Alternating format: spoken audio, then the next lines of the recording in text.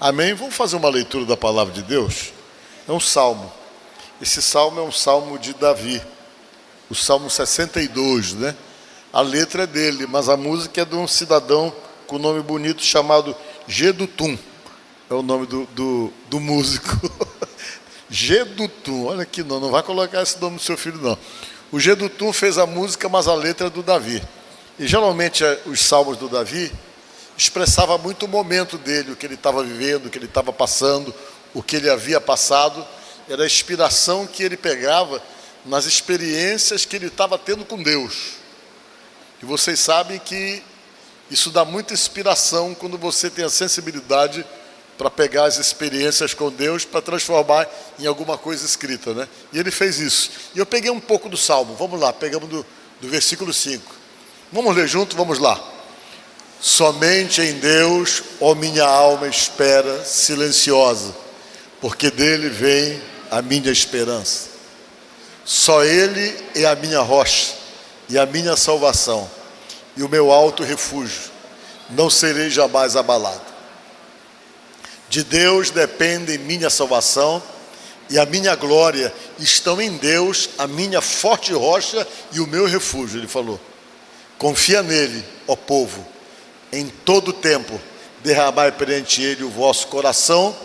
Deus é o nosso refúgio. Amém? Esse texto todinho ele fala de refúgio. O que é refúgio? Refúgio é um lugar de proteção, onde você se protege quando você de alguma forma se sente ameaçado, se sente em risco, em perigo. É um lugar de proteção e eu quero conversar com você sobre isso. Amém? Podemos assentar. Se assenta. Vocês sabem que às vezes Deus nos leva por caminhos que não são os caminhos projetados pela gente. Às vezes você pensa de uma maneira, de uma forma, e de repente as coisas começam a acontecerem totalmente fora daquilo que você se programou ou daquilo que você se projetou. No primeiro momento você estranha, no primeiro momento você acha que você está sofrendo alguma situação de perseguição ou de ação que está se levantando para poder simplesmente eliminar você. E tudo passa pela cabeça da gente quando a gente está vivendo uma situação que não é a situação esperada, que não é a situação programada para nós mesmos. E quando você vive esse tipo de situação, você nunca consegue pensar isso de uma forma positiva. Sempre a maneira de você avaliar, analisar, ou a leitura que você faz daquilo que não está dentro do seu programa, ou que saiu totalmente fora daquilo que você se programou, sempre é uma leitura muito negativa, muito preocupante, alguma coisa que te leva ao desespero, principalmente na medida em que você percebe que a situação cria-se em tua volta todo um desconforto, toda uma situação de muita dificuldade. E essa experiência foi a experiência que passou o rei Davi. Olha só, você se sente uma pessoa de Deus e de repente as coisas acontecem com você fora daquilo que você se programou. Nada que você tivesse uma expectativa positiva de esperar acontecer. Foi o que aconteceu com ele. Ele era um menino que morava lá na casa dos pais dele, e ele estava muito satisfeito com a vida que ele levava. Ele fazia o que ele gostava. Na vida dele, no lugar que ele estava, ele conseguia ter experiências maravilhosas com Deus, porque ele era uma pessoa de Deus. E toda a vida dele era uma vida muito simples. O que é que ele fazia? Ele era pastor de ovelhas. Essa era a função dele. O trabalho dele era cuidar das ovelhas da família.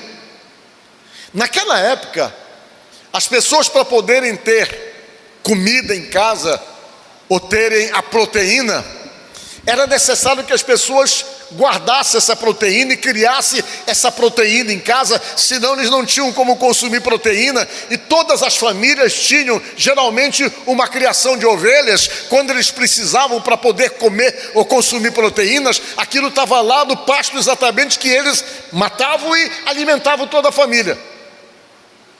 Não havia um lugar para comprar, isso era numa zona rural. Não havia congelador, ou uma geladeira, ou um freezer para poder armazenar. Você tinha que guardar a proteína viva exatamente lá no campo, para poder garantir a subsistência da família. E para poder fazer isso, alguém ia ter que cuidar. Uma pessoa era separada da família, e a essa pessoa da família era dada a responsabilidade de cuidar da proteína, de ficar protegendo exatamente o que estava lá no campo, que era a garantia de subsistência da própria família. E geralmente esse trabalho era dado para o mais novo, ou para aquele que era de menos importância na família. As pessoas então davam essa tarefa, a família dava a tarefa de cuidar das ovelhas. Era um trabalho pesado. Por quê? Porque ovelha, ela dá muito trabalho. Ovelha, ela só ouve a voz do seu pastor.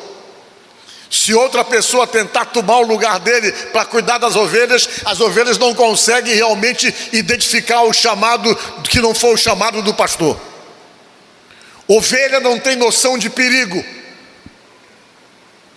Ovelha é capaz de ir na direção do abismo se não tiver o pastor para dizer, para usar o cajado para tirar ela do rumo que a leva ao abismo, ela cai no buraco. Ovelha, ela precisa de um pastor para poder levá-la para beber água, levar para o pasto. Ela tem uma total dependência daquele que cuida. Por isso que você é chamado de ovelha. Você tem essas dependências. Por isso que Jesus Cristo é chamado de pastor, porque Ele consegue cuidar de você. E essa tarefa era dada exatamente para essa pessoa, que no caso foi o Davi. Ele foi para lá, e ali ele foi crescendo, aprendendo a tomar conta de ovelhas. Uma das coisas que o pastor fazia era proteger, porque as ovelhas, ela não costumam predar nada, elas são pedradas exatamente pelos felinos, e o pastor tinha que estar vigiando o tempo todo para não deixar elas serem devoradas. E naquela experiência de viver lá, ele foi aprendendo a se aproximar de Deus. Ele estabeleceu uma aproximação de Deus muito forte, porque ele era músico e ele levava uma harpa lá para o campo, e lá ele tocava aquela harpa, lá ele aproveitava para fazer versos de louvor, de adoração a Deus, e ele mantinha uma comunhão tão grande com Deus lá naquele pasto, que ele nem tinha noção da forma como Deus olhava para ele. Ele não tinha noção. Essa era a vida dele. Um dia, Deus percebeu ele lá no mato, olhou para ele e disse: aquele rapaz me serve, aquele ali. Aquele rapaz eu vou separar para mim. A Bíblia diz que Deus mandou um profeta na casa dele. Esse profeta se chamava Samuel. O profeta chegou lá na cidade de Belém, subiu uma montanha, ficou sacrificando a Deus antes de descer a montanha para ir falar lá na casa, na família do Davi, com a família do Davi, que um dos filhos estava sendo escolhido. O povo aqui em Belém, vendo que o profeta estava lá, todo mundo estava inquieto, estava assustado, porque quando o profeta chegava numa cidade, era porque ele tinha algum recado de Deus. O profeta ia para levar algum recado que Deus estava passando para o povo. Por isso todo mundo ficava muito na expectativa, querendo saber o que estava acontecendo. Nessa época as coisas funcionavam assim. O profeta levava o pedido, a resposta do pedido ao povo, ou o que Deus queria, e o sacerdote colhia os pedidos e Deus dava a resposta através do profeta. E era mais ou menos assim que as coisas funcionavam, e todo mundo vendo o profeta, até que depois ele desceu e foi direto lá na casa do Jessé. Quando ele chegou na casa do Jessé, ele falou para o Jessé: Jessé, olha, eu estou aqui porque Deus está escolhendo um dos teus filhos aqui. Está escolhendo para ser rei. O Jessé: poxa, que honra, aqui em casa. Quer dizer que tem um rei aqui em casa? Tem uma pessoa que Deus está escolhendo aqui no meio da tua família. Eu queria ver teus filhos. Pois não. Aí ele começou a fazer passar os filhos. Ele começou praticamente, talvez, pelo mais velho e no grau de importância que ele imaginava. Mandou chamar o primeiro, Eliabe. Aí passou Eliabe. Eliabe era forte, alto, bonito, tinha muito prestígio da família. Apareceu diante do Samuel. Quando Samuel olhou Eliabe, ele se empolgou, se aproximou do Eliabe com a vasilha de azeite para jogar na cabeça dele e dizer: a partir de agora você é rei. Quando ele chegou perto do Eliabe, Deus disse assim: não é esse o meu escolhido, volta. Ele pegou e voltou. Tem outro. Quem é o outro? É o Abinadab. Abinadab, corre aqui. O Abinadab também era alto, forte, bonito. Apareceu, tinha um porte, já pinta de que era um rei. Quando o Samuel viu o Abinadab, ele correu em cima do Abinadab. Quando ele ia colocar o azeite na cabeça do Abinadab, Deus disse: também não é esse não. Ele voltou. Aí, tem outro. Parece-me que ele tinha 7 irmãos. Aí veio o outro. Aí chegou o outro. Deus, e toda vez o profeta se enganava. Aí Deus disse: ô Samuel, eu quero te dizer uma coisa aqui. Deus falando. Primeira coisa, eu não julgo ninguém pela aparência. Eu não julgo as pessoas pela aparência. 1 Samuel 16:7. Eu não julgo as pessoas pela aparência externa, de olhar e ver alguma coisa julgando pela aparência. Não olho assim. Porque vocês, os homens, os seres humanos, só julgam as pessoas pelo exterior, disse Deus. Vocês olham e traçam uma avaliação por aquilo que vocês verem externamente ou esteticamente. Eu não, disse Deus. Eu, o Senhor, disse Deus, olho para o coração. Amém? Foi isso que Deus falou para Samuel na hora. Porém, o Senhor disse a Samuel: não atentes para a sua aparência, nem para a sua altura, porque eu o rejeitei. Eu não quero esses. O Senhor não vê como vê o homem. O homem vê o exterior, porém o Senhor o quê? Coração. Ele olha você por dentro. Ele olha você por aquilo que você é. Às vezes você pode parecer que é alguma coisa aos olhos de muita gente, mas para Deus, Deus não vê tanta virtude assim. Vocês sabem que nós seres humanos somos muito fáceis de camuflar a nossa verdadeira natureza. A gente é especialista nisso. A gente ri quando está chateado. A gente pode chorar por fingimento. A gente pode demonstrar interesse, amizade, e às vezes é falsidade. Às vezes alguém pode bater na tua costa assim, sorrindo para ti, sendo todo receptivo, mas o coração dele não é nada daquilo que ele está externando. E Deus olha isso de uma maneira diferente. Ele olha para dentro. Quando Deus falou isso, Samuel parou. Samuel parou e o Jessé não podia imaginar nunca na vida que a pessoa que deveria ser escolhida era aquele menos provável. Eles iam sentar para comer na mesa e Samuel disse: olha, tu não tem mais nenhum filho não, rapaz? Não está faltando nenhum não? Aí o Jessé: me lembrei, está faltando o Davi. Mas o Davi é o que cuida das ovelhas, é o que fica lá no campo, é aquele que tem menos prestígio no meio da família. Ele não é a pessoa talvez que Deus esteja escolhendo. Ele é meio novinho ainda, meio ruivo, eu acho que não deve ser ele. E o Samuel disse: pois é, a gente não vai sentar na mesa enquanto você não mandar chamar esse aí que falta.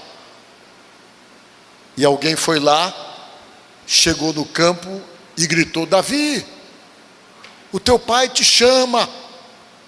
Ele saiu e foi para casa em fora de horário, que ele nunca almoçava em casa, nunca almoçava todo mundo junto, porque ele era o que vivia lá no mato, que era praticamente aquele que ninguém valorizava, era lá que ele vivia. Mas naquele dia ele teve que vir correndo para poder atender o chamado do pai. Quando ele chegou em casa, estavam todos os irmãos reunidos na mesa, juntamente com o profeta que estava lá. E quando ele chegou na porta, que o profeta Samuel olhou para ele, Deus falou logo no coração do profeta: eis aí o meu ungido. Diga glória a Deus. Ele foi lá, pegou a vasilha de azeite, colocou na cabeça dele. Quando colocou o óleo na cabeça dele, o azeite, os irmãos não estavam entendendo nada, ninguém acreditava naquilo que estavam vendo, porque ninguém valorizava, ninguém realmente dava a importância que ele realmente tinha. Todo mundo se espantou com aquilo. E ele foi ungido na frente de todos os irmãos como novo rei de Israel. Diga glória a Deus. É aí que eu quero entrar na minha pregação para poder explicar aquela primeira parte. Quando Deus tem um propósito com você, às vezes você não entende o propósito. Deus vem, sinaliza para você que Ele está contigo, Ele está abençoando, e às vezes Ele te tira de uma situação, te traz para Ele. Às vezes você está lá numa posição confortável e você toma uma decisão com Jesus, muda a sua vida, vem para a igreja, e quando você vem, de repente as coisas começam a criar em rumos que você não está entendendo.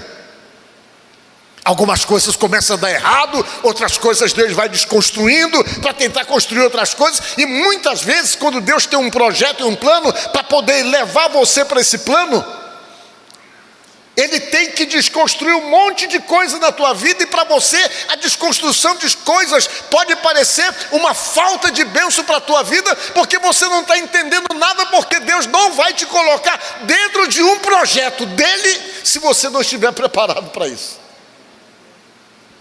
E foi assim que aconteceu com ele. Desde esse dia, a vida dele virou de cabeça para baixo. Desde esse dia que Samuel foi lá na casa dele para poder ungí-lo como rei, ele não sentou no trono. Ele chegou, recebeu a palavra de um profeta que disse que a partir daquele momento ele era rei em Israel, mas ele não tinha trono nenhum. Quem estava sentado no trono era um rei chamado Saul, que ele deveria substituir no momento certo, no momento oportuno. Mas antes dele poder sentar lá nesse trono, Deus tinha toda uma obra para fazer que ele não estava entendendo. Que foi a primeira coisa que Deus fez? Colocar ele lá dentro do palácio. Como foi que Deus colocou ele dentro do palácio? O rei vivia endemoniado. Aqui e ali o rei entrava em crise, o rei Saul ficava dominado pelo espírito maligno. E alguém disse: olha, alguém tem que... Naquela época ninguém expulsava o demônio.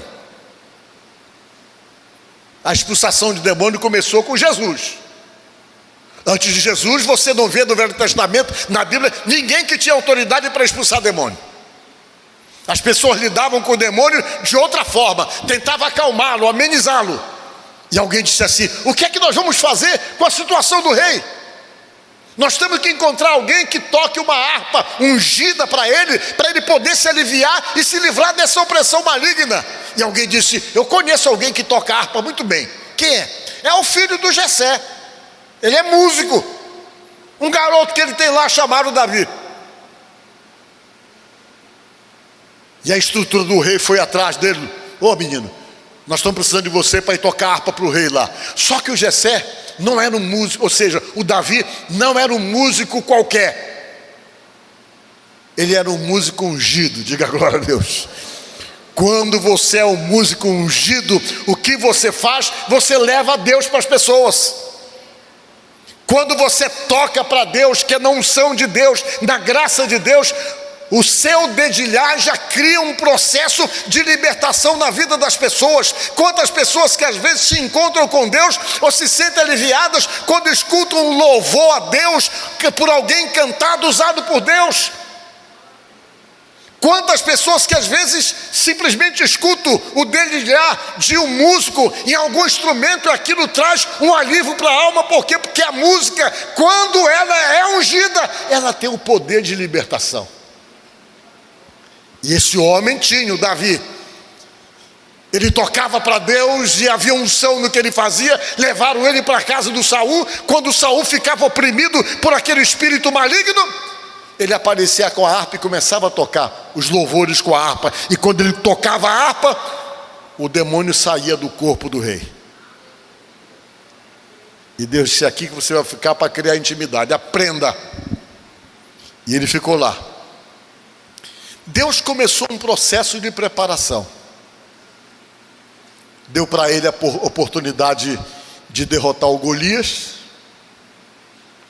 para ganhar respeito. Mas aí a coisa, em vez de melhorar, piorou. Porque o rei ficou com ciúme dele, começou a perceber que ele estava ali para poder tirar o seu lugar. E ele, Davi, era apaixonado pelo rei, mas o rei estava com raiva dele, porque olhou nele exatamente a pessoa escolhida por Deus para poder substituí-lo. E esse rei ficou desesperado, ficou tomado de ira, de ciúme, de inveja, porque ele começou a levar o Davi para as batalhas. E o Davi, quando ia para as batalhas, ele era valente. E quando ele voltava das batalhas, o povo ia esperar o exército de Israel. E o povo começava a cantar dizendo: Saul matou milhares, mas Davi matou dezenas de milhares. E ele começou a ficar com o coração dominado pelo ciúme. Aí ele tentou matar o Davi. Fez uma reunião, chamou o Davi, mas o filho do Saul disse: não vem para a reunião que o papai quer te matar. E daquele dia em diante o Davi saiu e foi se esconder numa caverna, onde ele morou durante muito tempo, chamado Caverna de Adulão. O rei Saul, desesperado, levantou 3.500 soldados. Esses 3.500 soldados andavam por tudo quanto era lugar procurando Davi, mas não conseguiu achar. Em todo canto eles iam. Davi não tinha lugar que pudesse se esconder. Por quê? Porque os soldados iam lá, eram 3.500, vasculhando toda a região de Israel, atrás de Davi. E Davi se escondendo, ele se escondeu na caverna de Adulão. Um complexo de cavernas que não tem fim. Era lá que ele vivia. Perdeu o conforto da sua casa, perdeu a convivência da sua família, sua vida se virou de cabeça para baixo. Ainda tinha um homem poderoso, o rei, que procurava para matá-lo. Tudo aquilo era uma situação que ele não estava entendendo, mas dentro de toda a visão de Deus, aquilo era uma preparação para fazer dele um bom rei. Deus só estava preparando ele. Tudo era desesperador para ele. E ele tinha hora que ele pensava: meu Deus, o que é isso? Deus me chamou. Desde que Deus me chamou, a minha vida tem dado só para trás. As coisas são complicadas, tudo dá errado. O que é isso? Mal ele sabia que aquilo se chamava preparação de Deus. Era Deus forjando nele exatamente um caráter de um rei, forjando nele exatamente a visão audaciosa de um rei, que era feito exatamente por meio do sofrimento. Deus criou toda aquela situação de preparação, e ele passou 10 anos fugindo. Depois que Deus o chamou para ser rei, ele ficou fugindo 10 anos, se escondendo para não morrer. A vida dele virou uma coisa de cabeça para baixo. Mas quando Deus chama alguém, que Deus tem um propósito, ele também levanta as pessoas para estar perto da pessoa. Ele levantou um grupo para estar do lado dele, dando apoio, para serem amigos de verdade, que sustentavam ele. E ele nunca reclamou. Ele fazia salmos, falando para Deus que ele estava entendendo aquele momento. Um dos salmos ele dizia assim: esperei com paciência do Senhor, e ele se inclinou para mim. Ele falava. E ele entendia que aquele momento era um momento de paciência. Por quê? Porque o que Deus tinha preparado para ele ia se confirmar. Diga glória a Deus. E se confirmou. Na hora certa, ele sentou no trono. Por que eu estou contando essa história para você? Porque Deus não muda a forma de tratar com a gente, e de cuidar da gente, e de forjar na gente aquilo que Ele quer.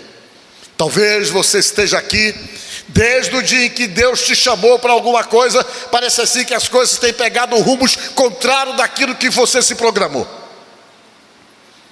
Desde o dia que você se comprometeu com Deus, parece que algumas coisas aconteceram, algumas coisas foram desconstruídas, e Deus tenta construir outras, e da desconstrução de coisas em tua volta, você tenta compreender, tenta entender, você não entende nada, mas você só sabe que você está na mão de Deus. E Deus vai trabalhando, e chegou o momento em que Ele sentou do trono. Quando Ele sentou do trono, Ele escreveu esse salmo, explicando exatamente isso, que somente Deus, a alma dele, esperou silenciosa o tempo todo, tentando ensinar para nós que quando nós estamos em fase de trabalho de Deus na nossa vida, nós temos então que ficarmos silenciosos.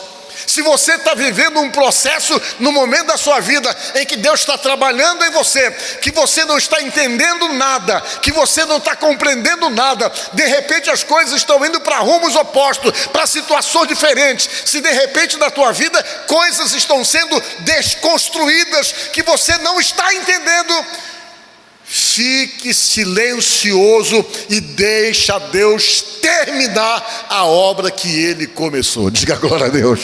Porque no final de todas essas coisas, Ele te coloca no lugar que Ele quer colocar. E Ele disse essas palavras que eu acho linda.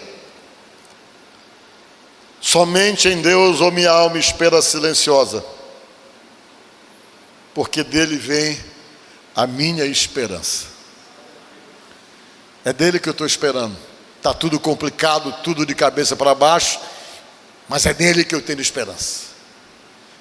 É Ele que vai cuidar de mim, que vai colocar as coisas no devido lugar. Só Ele é a minha rocha. O que Ele quis dizer com isso? No meio de toda aquela turbulência, Ele é o que me sustenta, e Ele é rocha. Eu não vou ser abalado. Pode vir o maior vento, o maior temporal, os ventos podem soprarem forte, mas eu estou sustentado nele. E se Ele é a minha rocha, eu não vou tombar, eu não vou cair, mas eu vou estar sustentada por Ele no meio de todas essas turbulências. Depois Ele vem e diz ainda no Salmo, só Ele é a minha rocha e a minha salvação, a minha saída. O que é salvação nesse sentido? É salvação de vida eterna? Não. É salvação de livramento. Vocês estão entendendo? É a minha salvação, o que vai me salvar do pior, o que vai me salvar do sufoco, é o que vai me tirar dessa situação difícil. Ele é a minha salvação, eu espero dele. Ele estava vivendo situações de turbulência, mas ele entendia que ele ia ter livramento de tudo aquilo, porque ele tinha um Deus que era a salvação dele no momento da turbulência. Depois ele vem e começa a falar umas coisas interessantes. É o meu refúgio, é nele que eu procuro me esconder, me proteger. Eu não vou ser abalado se eu estiver refugiado nele. Nada vai me abalar, porque ele vai ser a minha proteção. De Deus depende a minha salvação e a minha glória estão em Deus. Tudo está em Deus. Depois que as coisas derem certo, que vier o melhor para mim, a minha glória, que tudo realmente ficar de boa, tudo isso está na mão de Deus, ele falou. Pertence a Deus. A minha forte rocha e o meu forte refúgio. Aí ele dá o conselho: confiai nele. Cadê? Agora, confiai nele, ó povo, em todo tempo, derramai perante ele o vosso coração. Deus é o nosso refúgio. Derrama o teu coração para ele, fala com ele, te dirige a ele. Tem mais um verso até aí. Deus é o nosso refúgio. Estou pegando esse salmozinho para tentar explicar para você. Tua vida está turbulenta? Um monte de coisa está se desconstruindo para você? De repente você não está sabendo nada, os caminhos que Deus quer te levar? De repente o que era para dar certo está dando errado e você está na mão de Deus? De repente o que você esperou aconteceu de uma forma diferente? Você está com uma tendência a entrar em desespero por não entender nada?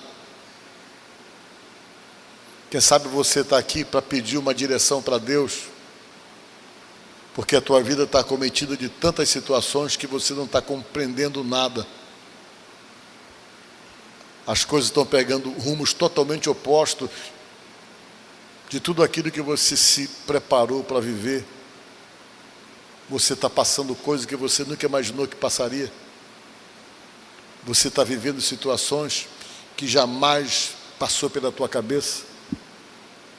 Você não está se projetando para nada mais.